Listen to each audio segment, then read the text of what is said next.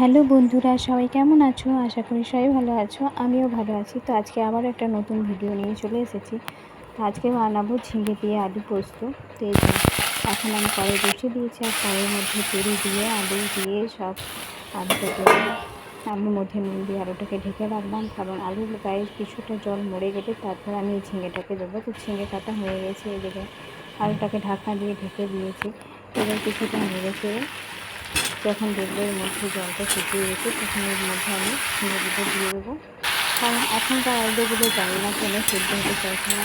আগে তো ঢাকনা দিয়ে কষতে কষতেই আলু সেদ্ধ হয়ে যেত, কিন্তু এখন দেখছি কিছুতেই আলু সেদ্ধ হচ্ছে না। কী হবো আমি তো জানি না।